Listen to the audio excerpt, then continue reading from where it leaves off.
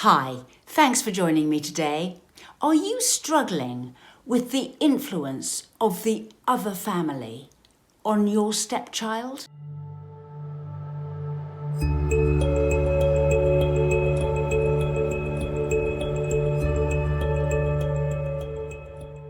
I post once a week, so subscribe to my channel and hit the notification bell and I'll let you know every time I post. It's very difficult to know how to handle this situation, whether you should leave it and ignore it, or whether you should challenge the child on their behaviour, or whether or not you should speak to the child or speak to the other family concerned.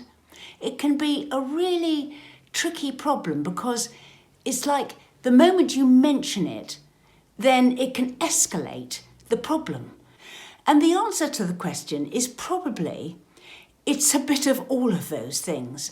First of all, in the contracts to do with contact, child contact, separation, divorce, in that paperwork there is often a paragraph which says, or paragraph or two that say, that the other parent shouldn't be spoken ill of to the child.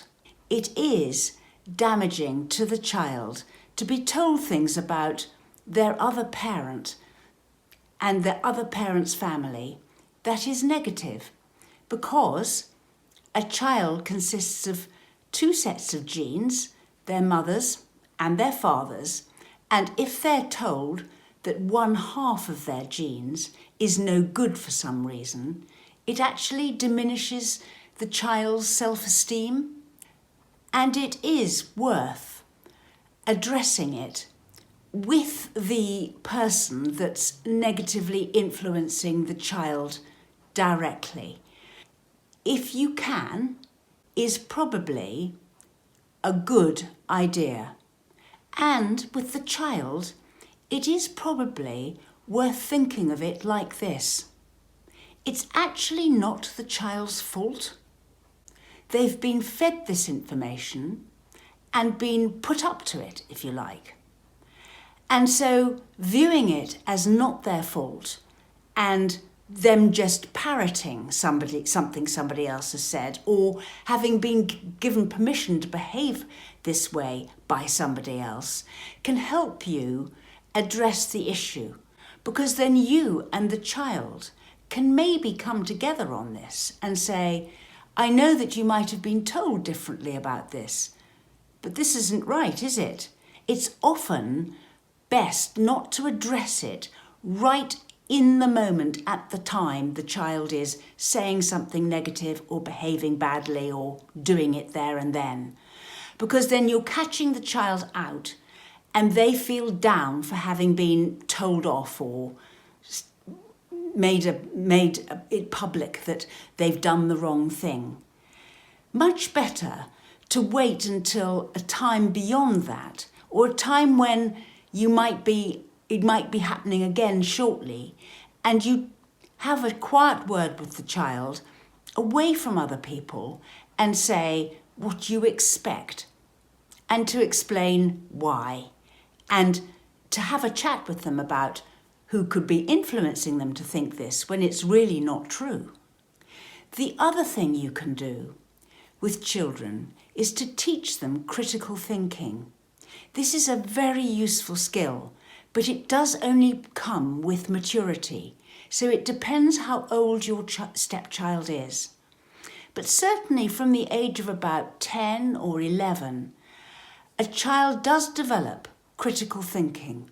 And by critical thinking, I'm saying they'll look at something or something will happen and they'll go, well, that's not right, is it? It's the kind of learning you get when you see an advertisement for something that's promising something outrageous, and you know that that's not true. Or a newspaper headline that is claiming something, and that's plainly not true either. It's when you see the dissonance, where you see something is being put forward as something, but it's actually not that at all.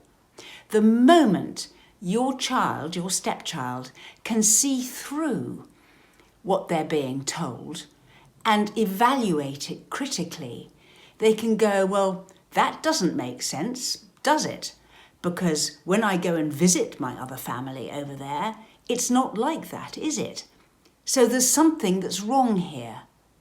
And the moment you can get your child, your stepchild, to critically evaluate what they're being told, they will be able to learn for themselves exactly what it is that their other family may be influencing them negatively about, but that isn't correct. And when you do that, things can get a lot better.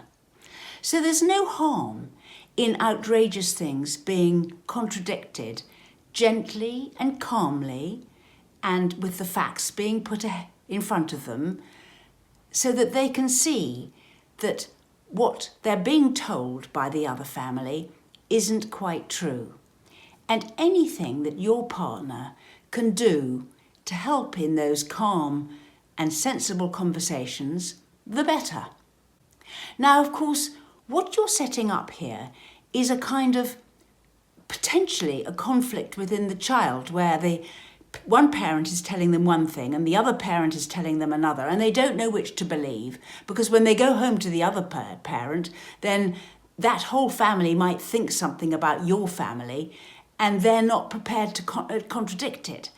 And so they sort of live in two worlds. So it might also be worth spending a little bit of time, if you're having these troubles, with your stepchild, talking through before they go back to visit their other family, what they might and might not say about the weekend, how things have been, what's been said, anything that they want to discuss about what has been talked about that they might have difficulty talking about when they get to the other family, so that they don't have this conflict so much within them.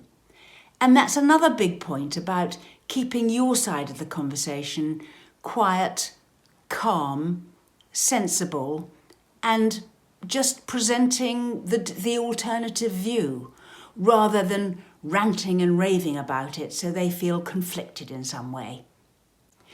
And the final thing would be to choose to ignore it to a larger extent. I mean, there may be some behaviours that come through from the other household that you might just decide not to mention at all.